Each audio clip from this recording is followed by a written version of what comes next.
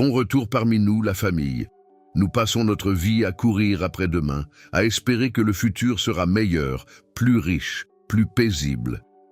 Mais il y a une ombre qui plane sur cette course, une ombre que nous refusons de regarder en face.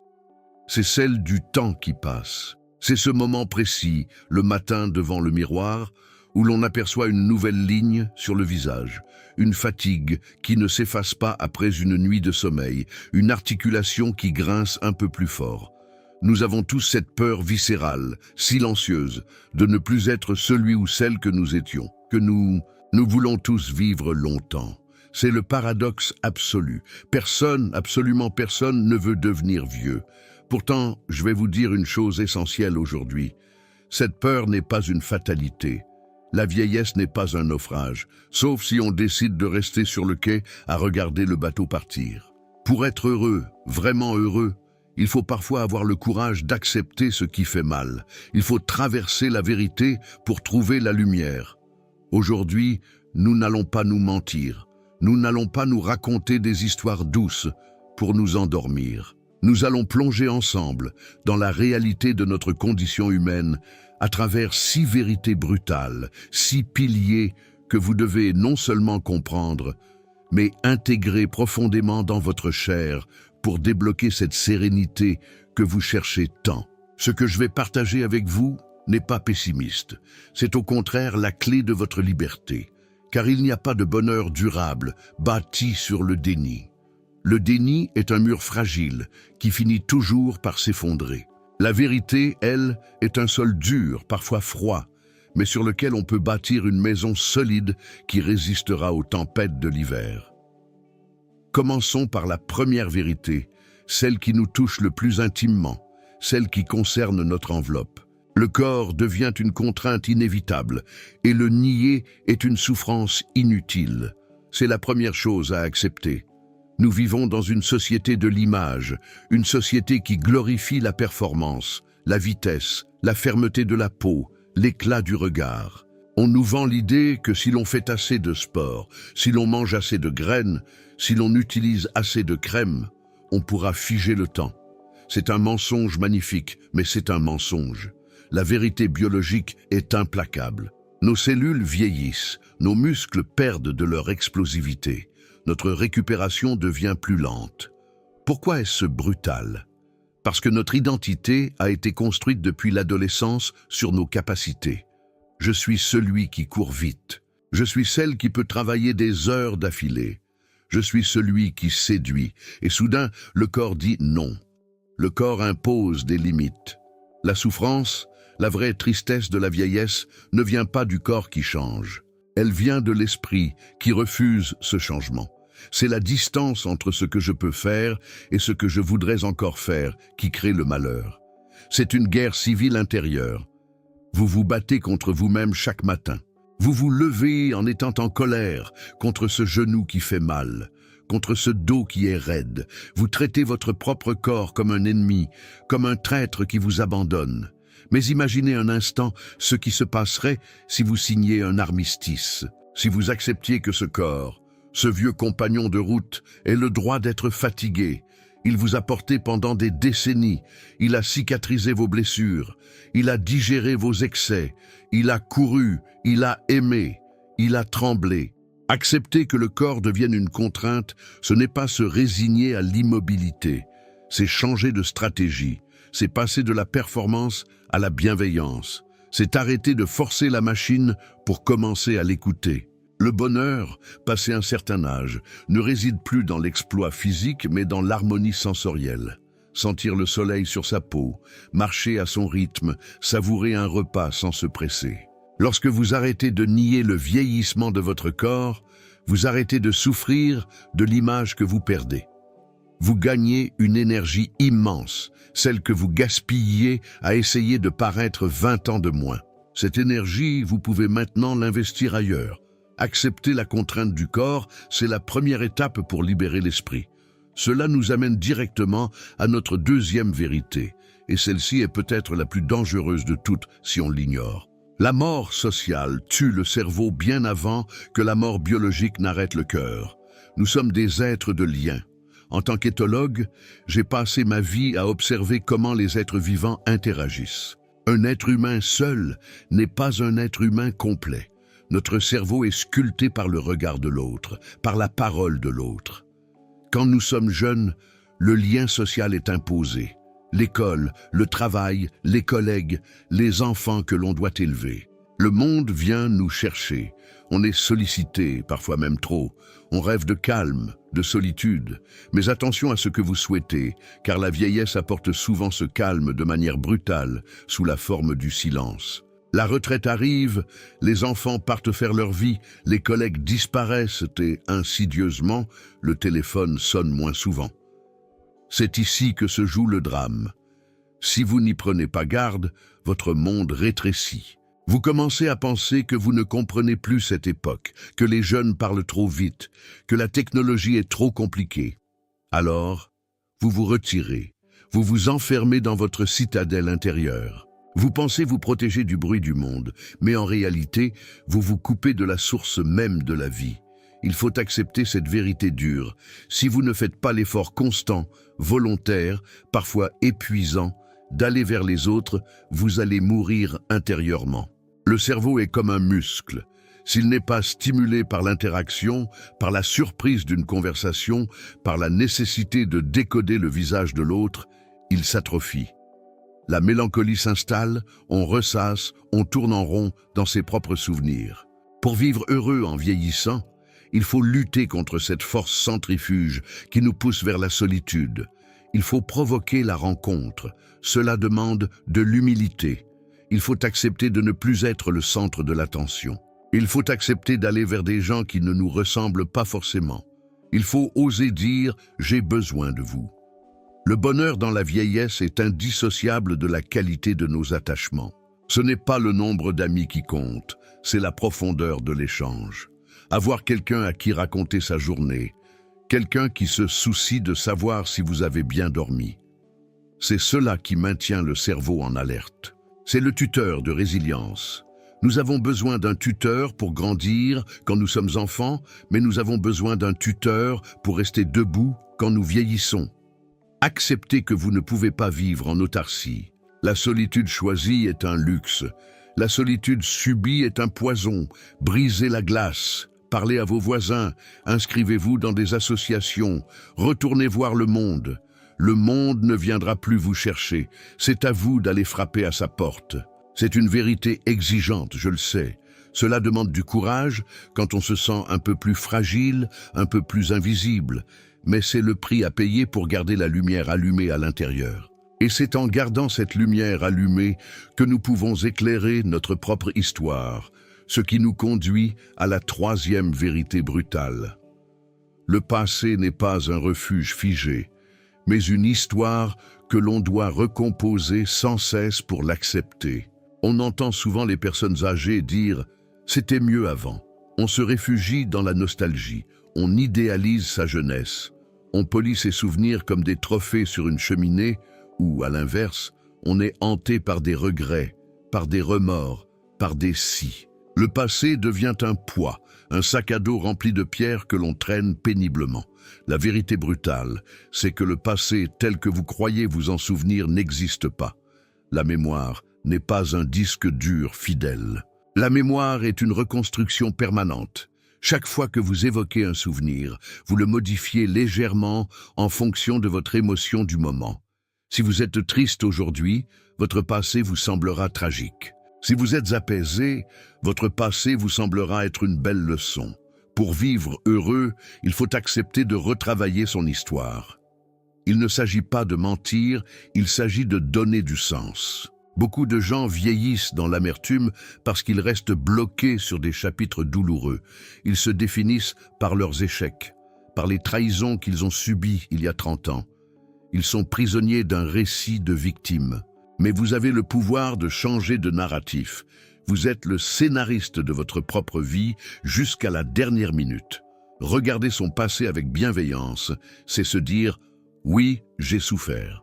Oui, j'ai fait des erreurs. Mais tout cela m'a conduit ici. Tout cela a forgé la personne que je suis. C'est ce que j'appelle le merveilleux malheur. Transformer la boue en or. accepter que l'on ne peut pas changer les faits, mais que l'on peut changer la couleur qu'on leur donne. C'est un travail actif. Il faut trier, il faut pardonner, non pas pour faire plaisir aux autres, mais pour se libérer soi-même. Pardonner à la vie de ne pas avoir été parfaite. Pardonner à soi-même de ne pas avoir été un héros tous les jours. C'est cela, recomposer son histoire. C'est faire la paix avec l'enfant que vous étiez, avec l'adulte que vous avez été, pour que le vieillard que vous devenez puisse respirer tranquillement. Ne laissez pas votre passé devenir une prison. Faites-en une bibliothèque où vous aimez vous promener, mais dont vous gardez la clé pour pouvoir en sortir et vivre au présent. Poursuivons notre exploration. Mes amis, nous avons parlé du corps, du lien social et de la mémoire. Mais il y a un danger plus insidieux qui guette au tournant de l'âge. Une petite musique douce et mortelle que la société nous joue en boucle. L'idée du repos bien mérité. Cela nous amène à la 4e vérité brutale. L'arrêt de l'activité et des projets est une agression directe contre votre neuroplasticité. On nous a vendu la retraite comme de grandes vacances. On travaille dur pendant 40 ans avec cette carotte au bout du bâton. Bientôt, je ne ferai plus rien. Bientôt, je pourrai enfin me reposer. Et quand ce moment arrive, pour beaucoup, c'est le vide, le vertige. Pourquoi ? Parce que le cerveau humain n'est pas programmé pour le rien. Le cerveau est un organe de résolution de problèmes. Il est fait pour anticiper, pour planifier, pour apprendre. Dès l'instant où vous arrêtez d'apprendre, vous commencez à mourir. C'est biologique. La neuroplasticité, cette capacité incroyable qu'ont nos neurones de créer de nouvelles connexions, ne s'arrête pas à 60 ans ni à 80 ans. Elle ne s'arrête que si on arrête de l'utiliser. C'est brutal parce que cela va à l'encontre de notre envie de confort. Il est confortable de s'asseoir dans son fauteuil et de regarder la télévision. Il est confortable de rester dans la routine, de faire les mêmes mots croisés, de voir les mêmes gens, de manger les mêmes plats. C'est confortable, mais c'est létal pour l'esprit. L'ennui est un stress toxique pour le cerveau âgé. Quand il n'y a plus de défis, plus de projets, les fonctions cognitives déclinent à une vitesse effrayante. Vous pensez vous reposer, mais en réalité vous rouillez. Pour vivre heureux, il faut accepter cette vérité exigeante.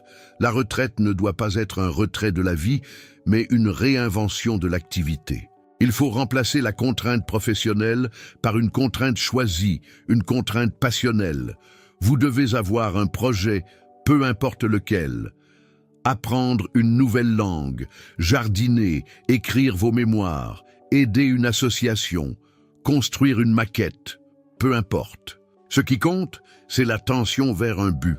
Ce qui compte, c'est de se lever le matin en ayant quelque chose à faire, quelque chose qui vous demande un effort. L'effort est la vitamine du cerveau. C'est quand on se confronte à la difficulté d'apprendre quelque chose de nouveau que l'on se sent vivant. Regardez les artistes, les chefs d'orchestre, les écrivains. Ils ne prennent jamais vraiment leur retraite. Ils continuent de créer jusqu'au bout. Pourquoi ? Parce que la création les tient en vie. Vous n'avez pas besoin d'être Picasso pour être un créateur. Créer, c'est simplement faire exister quelque chose qui n'était pas là avant. Un gâteau, un tricot, une lettre, un sourire. Ne tombez pas dans le piège du « à quoi bon ». À quoi bon commencer le piano à 70 ans ? Mais pour le plaisir de jouer, pour la joie de sentir vos doigts devenir plus agiles, pour la fierté de réussir un morceau. L'absence de projet est la porte ouverte à la dépression. Gardez toujours un horizon devant vous. Tant qu'il y a un projet, il y a du futur. Et tant qu'il y a du futur, la vieillesse n'est pas une fin, c'est une continuation. Mais attention, avoir des projets ne signifie pas essayer de redevenir celui qu'on était à 30 ans. Et c'est là que réside la 5e vérité, celle qui touche au cœur de ma philosophie. La résilience ne signifie pas redevenir jeune, mais apprendre à vivre différemment avec la déchirure du temps.